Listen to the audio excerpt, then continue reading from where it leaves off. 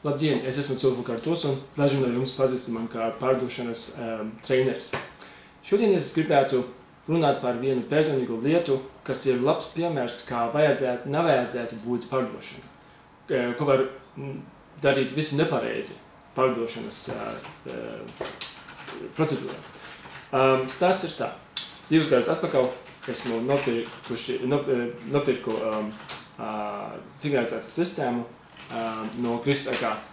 Griffs.ag man piedāvā jaunu par 284 eiro vai lietotu par 200 eiro. Un es domāju, labāk pirkt jaunu, jo vēlāk es varu viņam pārdot atpakaļ. Viņi man apsolīja ņemt to prāts. Ok, tagad nāca tās laiks.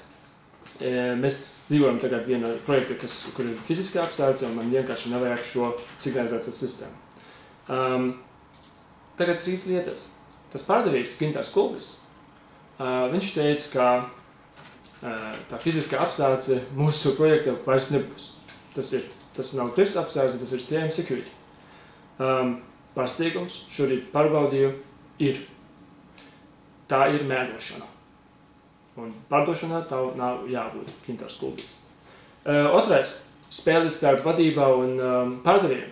Es, protams, negribētu pārdot par 50 eiro. Tas bija tas piedāvājums no Griffs. Tādēļ es zvanīju vadību. Un vadību teica, jā, 50 ir ok. Pārdevējs teica 150. Es esmu tur kā klients. Viena puse, otra puse, es neko nesaku. Un trešais, tas ir netaisnība. Kā nav pareizi pārdot par 284 un pēc tam pirkt vai piedāvāt 50 eiro.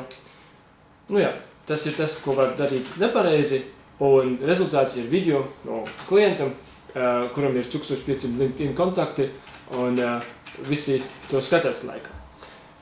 Mans ieteikums. Pirmkārt, neiet uz Griffs.ag. Tur ir daudz un dažādi, es nereklamēju, bet ir daudz un dažādi. Neiet uz Griffs.ag, jūs nebūsiet apmierināti. Otrais, ja jums ir jau kādas saistības ar Griffs.ag, kā jūs esat klienti, esat ļoti uzmanīgi, ļoti piesardzīgi. Viss, kas jums ir, jābūt rakstītā veidā. Viss, ko viņi saka, rakstītā veidā. Un trešais, lūdzu šērot šo video, lai arī citiem klientiem būs skaidrs, ka Griffs.ag nav uzņēmums, ar ko var strādāt. Liels paldies jums, veiksmīgu dienu! Dies muss man